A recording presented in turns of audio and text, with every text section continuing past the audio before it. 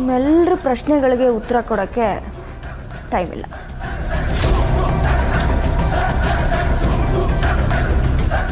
ಶ್ರುತಿ, ದೊಡ್ಡೋರ್ ಹತ್ರ ಹೀಗ ಮಾತಾಡೋದು? ಅರಸ್ ಫ್ಯಾಮಿಲಿಗೆ ಸೊಸೈಟಿಲಿ ಒಂದು ರೆಸ್ಪೆಕ್ಟ್ ಇದೆ. ಇದೇನಾ ನಿಮ್ ಮನೇಲಿ ಹೇಳ್ಕೊಟ್ಟಿರೋದು?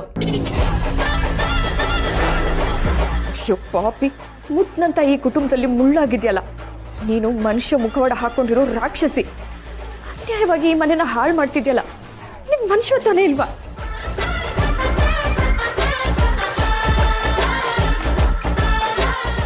ಮದ್ವೆ ಆಗಿದೆ. ಈ ಮದುವೆ ಸಂಬಂಧ ಆಗಿ ಉಳಿಬೇಕು ಅಂತಂದ್ರೆ ನಾನು ಹೇಳ್ದಂಗಿರು. ಇಲ್ಲಾಂದ್ರೆ ಡಿವೋರ್ಸ್ ಪೇಪರ್ಸ್ಗೆ ಸೈನ್ ಮಾಡು. ನನ್ನ ಲೈಫ್ ನಾನು ನೋಡ್ಕೋತೀನಿ.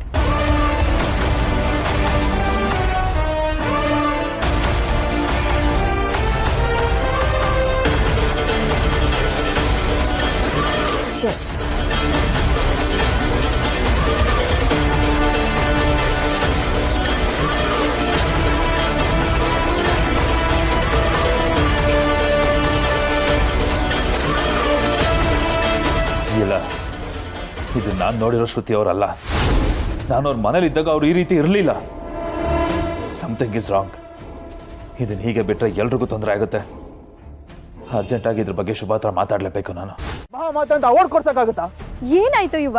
ಯಾಕೆ ಹೀಗೆಲ್ಲ ಮಾತಾಡ್ತಿದ್ಯಾ? ಮದುವೆ ಆಗೋವರೆಗೂ ಒಂಥರ ಇದ್ದು, ಈಗ ಮದುವೆ ಆಗಿ ಮನೆಗೆ ಬಂದ್ಮೇಲೆ ಇಡೀ ಆಸ್ತಿನ ಡಿವೈಡ್ ಮಾಡಿ ಅಂತ ಮನೆ ಹೊಡೆಯೋ ಕೆಲಸ ಮಾಡ್ತಾಳೆ ನಿಮ್ಮ ಅಕ್ಕ. ನೋಡು ಯುವ, ಇಡೀ ಜಗತ್ತೇ ನಮ್ಮ ಅಕ್ಕ ತಪ್ಪು ಮಾಡಿದಾಳೆ ಅಂದ್ರೆ ಆ ಮಾತನ್ನ ನಾನ್ ನಂಬಲ್ಲ. ಯಾಕಂದ್ರೆ ನಮ್ಮ ಅಕ್ಕನ ಬಗ್ಗೆ ನನಗೆ ಚೆನ್ನಾಗಿ ಗೊತ್ತು. ನಾನು ಹಾಗೆ ತಿಳ್ಕೊಂಡಿದ್ದಮ್ಮ. ಆದ್ರೆ ಎಲ್ಲಿವರೆಗೂ? ನಿಮ್ಮ ಅಕ್ಕ ನನ್ನ ತಮ್ಮನ ಮದುವೆ ಆಗಿ ನಮ್ಮ ಮನೆಗೆ ಬರೋವರೆಗೂ. ಆದ್ರೆ ಈಗ ಅವಳ ನಿಜವಾದ ಬಣ್ಣ ಏನು ಅಂತ ಗೊತ್ತಾಗ್ತಿದೆ ನನಗೆ. ನಮ್ಮ ಇಡೀ ಮನೆ ನೆಮ್ಮದಿನೇ ಹಾಳಾಗೋಗಿದೆ ಅವಳಿಂದ. ನಾನೇ ನನ್ನ ಕೈಯ ನನ್ನ ತಮ್ಮನ ಲೈಫ್ನ ಹಾಳು ಮಾಡ್ಬಿಟ್ಟ. ನನ್ನ ಪಾಪಿ ಪ್ರಜ್ಞೆ ಕಾಡ್ತಾ ಇದೆ ನನಗೆ. ಮುಖ ಹಾಕೊಂಡ್ ಬದುಕ್ತಾರಲ್ಲ ನಿಮ್ಗಳೆಲ್ಲ, ನಾಚಿಕೆ ಆಗೋದಿಲ್ಲ ನಿಮ್ಗೆ?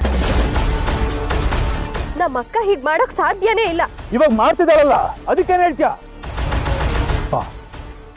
ಎಲ್ರೂ ನಾಟಕಗಾರ್ರೆ.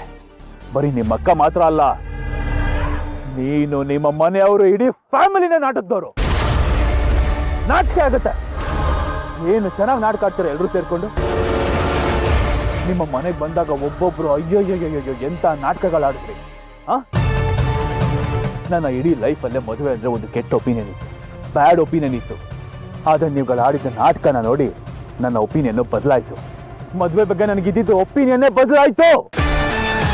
ಆದ್ರೆ ಈಗ ನಿಮ್ಮ ಅಕ್ಕ ಆಡ್ತಿರೋ ಅವತಾರನ ನೋಡಿದ್ರೆ ಮದುವೆ ಅಂದರೆ ಸುಳ್ಳು ಅಂತ ಅನ್ನಿಸ್ತಾ ಇದೆ ನನಗೆ. ಮದುವೆ ಅಂದ್ರೆ ಮೋಸ ಬೋಗಸ್ ಅನ್ನಿಸ್ತಾ ಇದೆ.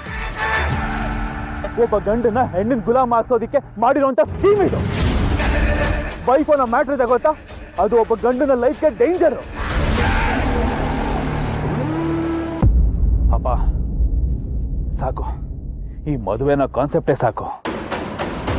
ಮದುವೆನ ಕಾನ್ಸೆಪ್ಟ್ ಇಂದ ಯಾರಿಗೂ ನೆಮ್ಮದಿ ಇಲ್ದಂಗಾಗಿದೆ. ಎಸ್ಪೆಷಲಿ ನೀವು ಹುಡುಗಿರು. ನೆಮ್ಮದಿ ಅನ್ನೋದಕ್ಕೆ ಆಪೋಸಿಟ್. ಅಲ್ಲಲ್ಲ ಏನು ಚೆನ್ನಾಗಿ ನಾಟಕ ಆಡ್ತೀರಾ ಅಂತ ನೀವುಗಳು.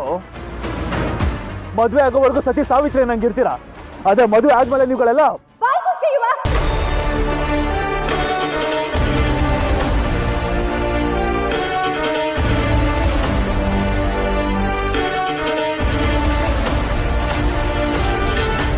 ನಿನ್ ಮೇಲೆ ಮರ್ಯಾದೆ ಇದೆ ನಿಜ.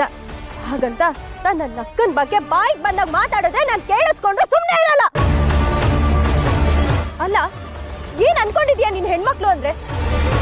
ಆಟ ಆಡೋ ಗೊಂಬೆ ಅನ್ಕೊಂಡಿದ್ಯಾ ಅಥವಾ ಮಾರ್ಕೆಟ್ ಅಲ್ಲಿ ಸಿಗೋ ವಸ್ತು ಅನ್ಕೊಂಡಿದ್ಯಾ? ನಮಗೂ ಮನ್ಸಿದೆ. ಹೆಂಡತಿ ಬರೀ ಹೆಂಡತಿ ಅಷ್ಟೇ ಅಲ್ಲ, ತಾಯಿ, ಅಕ್ಕೆ, ನಾದ್ನಿ, ಸೊಸೆ ಎಲ್ಲಾನು ಹೆಂಡತಿನೇ. ಎಲ್ಲರ ಆರೈಕೆನೂ ಮಾಡ್ಕೊಂಡು ತನಗೆ ಎಷ್ಟೇ ನೋವಾದ್ರೂ ಮತ್ತೊಬ್ರು ನೋವಿಗೆ ಸಮಾಧಾನ ಮಾಡ್ತಾಳಲ್ಲ, ಅವಳು ಹೆಂಡತಿ ಅಂದ್ರೆ. ಅವಳು ಹೊಟ್ಟೆಲೆ ಇಟ್ಕೋತಾಳಲ್ಲ, ಅವಳು ಹೆಂಡತಿ ಅಂದ್ರೆ. ಒಂದ್ ಮನೇಲಿ ಹುಟ್ಟಿ ಇನ್ನೊಂದ್ ಮನೇಲಿ ಬದುಕು ಕಟ್ಕೊಳ್ಳೋ ನಾವು ಅಪ್ಪ ಅಮ್ಮ ಎಲ್ಲಾರ್ನು ಬಿಟ್ಟು ನೀವೇ ಸರ್ವಸ್ವ ಅಂತ ನಿಮ್ ಜೊತೆ ಬಂದ್ರೆ ನಿಮ್ಗೆ ನಿಮ್ ಈಗೋ ಗಂಡು ಅನ್ನೋ ಅಹಂಗೆ ನಮ್ಮನ್ನ ಕಾಲ್ ಕಸ ಮಾಡ್ತೀರಾ. ಯಾಕೆ? ನಿನ್ ತಮ್ಮನ್ ತಪ್ಪೇ ಇಲ್ವಾ? ಅವ್ನ ನಮ್ಮ ಅಕ್ಕನ ಪ್ರೀತಿಸ್ಲೇ ಇಲ್ವಾ? ನನ್ನ ತಮ್ಮನ ಬಗ್ಗೆ ಮಾತಾಡೋ ಯೋಗ್ಯತೆ ಆಗ್ಲಿ ಅರ್ಹತೆ ಆಗ್ಲಿ ರೈಟ್ಸ್ ಆಗ್ಲಿ ಯಾರಿಗೂ ಇಲ್ಲ. ನಮ್ಮ ಅಕ್ಕನ ಬಗ್ಗೆನೂ ಯಾರು ಮಾತಾಡ್ಬೇಕಾಗಿಲ್ಲ. ಅಲ್ಲ, ಅವಾಗಿಂದ ದೊಡ್ಡದಾಗ ಭಾಷಣ ಬಿಗಿತಿದ್ಯಲ್ಲ, ಹೆಣ್ಣು ಹಾಗೆ ಹೀಗೆ ಅಂತ. ನೀವು ಗಂಡಸ್ರೆಲ್ಲ ಏನ್ ಬಾರಿ ಒಳ್ಳೆಯವ್ರ? ಒಂದ್ ಹೆಣ್ಣನ್ನ ಮದ್ವೆ ಆಗಿ ಜೀವನ ಪೂರ್ತಿ ಅವಳ ಹತ್ರ ಚಾಕ್ರಿ ಮಾಡಿಸ್ಕೊತೀರ. ಒಂದ್ ಹೆಣ್ಣು ತನ್ನ ಗಂಡನ್ಗೋಸ್ಕರ 7 ಜನ್ಮ ಹೆಂಡತಿ ಆಗೋಕ್ಕೂ ರೆಡಿ ಇರ್ತಾಳೆ. ಅದೇ ನೀವು ಗಂಡಸರು 1 ಜನ್ಮ, ಬೇಡ ಬೇಡ ಬೇಡ 1 ವರ್ಷ, ಅದು ಬೇಡ ಬಿಡು, ಚಾಲೆಂಜ್ ಮಾಡಿ ಹೇಳ್ತೀನಿ. ನೀನ್ ನಿಜವಾಗ್ಲೂ ಯುವರಾಜ್ ಅರಸೆ ಆದ್ರೆ 6 ತಿಂಗಳು, ಜಸ್ಟ್ 6 ತಿಂಗಳು ಹೆಂಡತಿ ಪಾತ್ರ ನಿಭಾಯಿಸು ನೋಡೋಣ.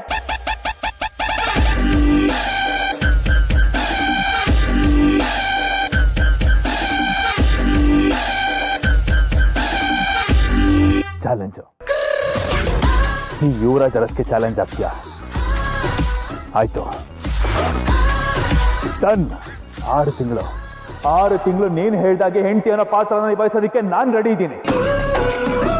ಅವ್ರಿವ್ರನ್ನ ಯಾಕೆ? ನಿನ್ನ ಮದುವೆ ಆಗಿ ಚಾಲೆಂಜ್ ಅಲ್ಲಿ ನಾನು ಗೆದ್ದು ತೋರಿಸ್ತೀನಿ. ನೀನ್ ರೆಡಿನಾ? ಮಾತಲ್ಲಿ ಹೇಳಿದ್ರೆ ಗೆಲ್ಲೋಕ್ಕಾಗಲ್ಲ. ನಮ್ಮ ಅಕ್ಕನಿಗೋಸ್ಕರ ನನ್ನ ಜೀವನ ಹಾಳಾದ್ರೂ ಪರವಾಗಿಲ್ಲ, ನಾನು ಈ ಮದ್ವೆಗೆ ರೆಡಿ. ನನ್ನ ತಮ್ಮನಿಗೋಸ್ಕರ ನಾನು ರೆಡಿ. ನೀನೇನಾದ್ರೂ ಈ ಚಾಲೆಂಜಲ್ಲಿ ಗೆದ್ರೆ ನಮ್ಮ ಅಕ್ಕಂದೇ ತಪ್ಪು ಅಂತ ಒಪ್ಕೊಂಡು ಅವರಿಗೆ ನಾನೇ ಡಿವೋರ್ಸ್ ಕೊಡಿಸ್ತೀನಿ. ನೀನೇನಾದ್ರೂ ಈ ಚಾಲೆಂಜ್ ಅಲ್ಲಿ ಗೆದ್ರೆ ಈ ಯುವರಾಜ್ ಅರಸ್ ಆಲೋಚನೆ ತಪ್ಪು ಅಂತ ಒಪ್ಕೊಳ್ಳೋದಕ್ಕೆ ನಾನು ರೆಡಿ ಇದ್ದೀನಿ. ಬಾ, ಮದುವೆ ಆಗೋಣ.